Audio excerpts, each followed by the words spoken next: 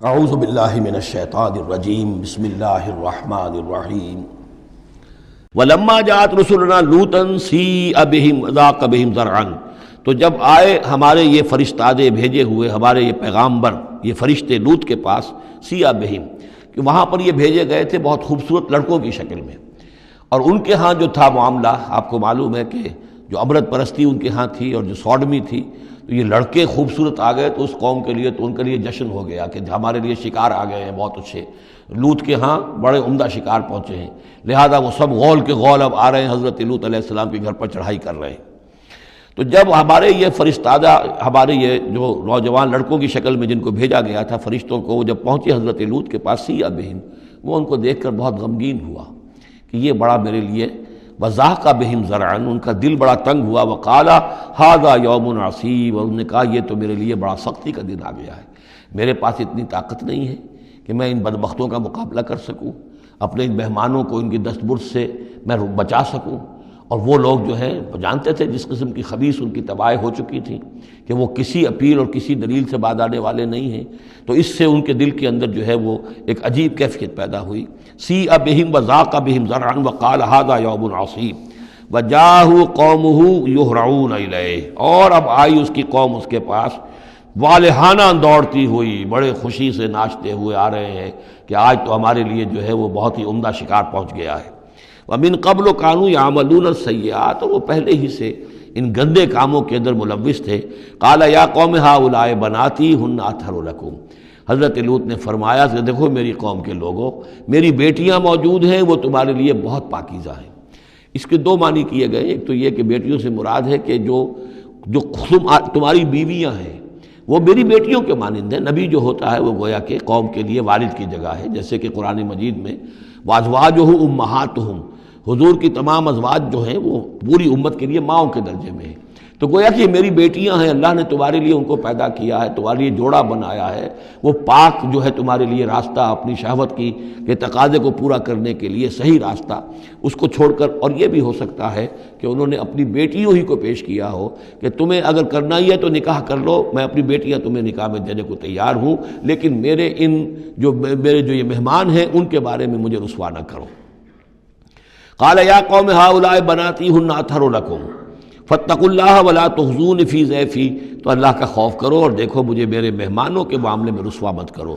الیس منکم رجل رشید، کیا تم میں کوئی ایک آدمی بھی شریف اور کوئی ایک آدمی بھی نیک چلن نہیں رہا؟ یعنی کوئی تو تم میں سے ایسا نکل آتا جو میرا ساتھ دیتا، جو میری ہاں میں ہاں ملاتا، تم میں تو معلوم ہوتا ہے کہ کوئی ایک شخص بھی شریف النفس باقی نہیں رہا۔ قالوا لقد علمت ما لنا فی بناتک من حق، انہوں نے کہا کہ اے لوط تمہیں خوب معلوم ہے تمہاری بیٹیوں پر ہمارا کوئی حق نہیں ہے، اس سے معلوم ہوتا ہے وہ دوسری ہی بات ہی زیادہ راجح ہے۔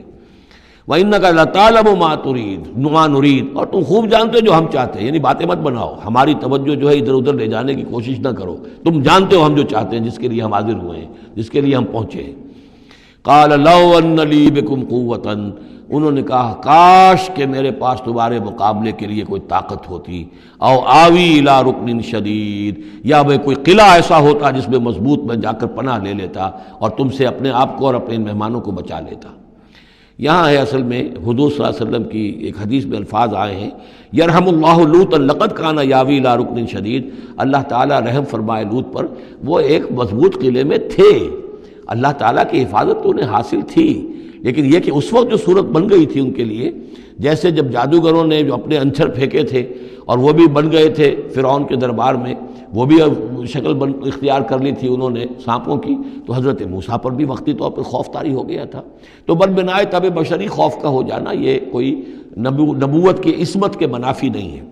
تو یہاں پر بھی اللہ تعالیٰ کی حفاظت تھی، اور جیسا کہ آیا فرشتوں نے پھر ذرا سا ایک ہاتھ ہلایا اور سب کے سب اندھے ہو گئے، وہ اس طرح کا معاملہ تفاصیل تورات میں ہے۔ قال لو ان لی بکم، لیکن جو حسرت کی کیفیت تھی اور جس طرح ضیق میں ان کی جان اس وقت آئی تھی، اس کا تصور کیجئے، کاش کہ میرے پاس تمہارے مقابلے کے لیے طاقت ہوتی، او آوی الی رکن شدید، یا کوئی ایسا ہوتا مضبوط مستحکم قلعہ جس میں جا کر میں پناہ لے لیتا۔ قالوا یا لوط انا رسول ربک، ان فرشتوں نے کہا اے لوط گھبرائیں نہیں، ہم آپ کے رب کے پیغامبر ہیں، بھیجے ہوئے ہیں، لن یصلوا الیک، یہ آپ تک پہنچ ہی نہیں پائیں گے، آپ کو کوئی گردن نہیں پہنچا سکیں گے، آپ بالکل اطمینان رکھیں۔ فَأَسْرِ بِأَهْلِكَ بِقِطْعٍ مِّنَ اللَّيْلِ، اور بھی رات کا ایک حصہ جو باقی ہے اس میں آپ اپنے اہل کو لے کر، اپنے گھر والوں کو لے کر نکل جائیے اس بستی سے۔ وَلَا يَلْتَفِتْ مِنْكُمْ أَحَدٌ، اور کوئی بھی آپ میں سے پیچھے نہ دیکھے، پیچھے توجہ نہ کرے، پیچھے کی طرف کوئی خیال نہ آئے کہ ہمارے دوست تھے اور ہمارے یہ تھے اور ہمارے عزیز تھے، إِلَّا امْرَأَتَكَ، اور آپ کی بیوی بھی ساتھ نہیں جائے گی، وہ بھی یہیں رہے گی۔ یہ دو بیویاں ہیں جلیل القدر پیغمبروں کی، جن کا ذکر پھر آئے گا بڑی وضاحت کے ساتھ سورہ تحریم میں۔ ایک حضرت نوح علیہ السلام کی بیوی اور ایک حضرت لوط کی بیوی، کہ یہ اگرچہ کہ کانتا تحت عبدین من عبادنا صالحین فخانتاہما فلم یغنیا عنہما من اللہ شیئا، اگرچہ وہ ہمارے دو بہت ہی نیک اور بہت ہی برگزیدہ بندوں کے تحت تھیں، ان کے گھروں میں آباد تھیں، لیکن یہ کہ انہوں نے خیانت کی، اور اس کے نتیجے میں یہ ہے کہ پھر وہ اللہ تعالیٰ کے عذاب سے ان کے شوہر انہیں بچا نہیں سکے۔ نہ حضرت نوح بچا سکے اپنی اس بیوی کو، اور نہ حضرت لوط بچا سکے اپنی اس بیوی کو۔ الا امرأتک، سوائے آپ کی بیوی کے، انہ مصیبھا ما اصابہم، اس کے اوپر تو وہی مصیبت آ کر رہنی ہے جو ان سب پر آنی ہے۔ ان موعدہم الصبح، اور دیکھیے ان کے وعدے کا وقت صبح کا ہے، صبح کو وہ عذاب آ جائے گا۔ الیس صبح بقریب، کیا صبح قریب نہیں ہے؟ یعنی اب جلدی کیجئے، اب آپ فوری طور پر یہاں سے اپنی بچیوں کو لے کر نکل جائیے۔ فلما جاء امرنا جعلنا عالیہا سافلہا، جب ہمارا حکم آ پہنچا ہم نے اس کے اونچے کو نیچا کر دیا، یعنی کسی بستی کو تلپٹ کیا جائے تو چھت نیچے ہو جائے گی اور جو بنیادیں اوپر آ جائیں گی۔ عالیہا سافلہا، الٹ کر رکھ دیا بستیوں کو۔ وامطرنا علیہا حجارۃ من سجیل، اور مزید ان کے اوپر ہم نے بارش برسائی کنکروں کی، پتھروں کی،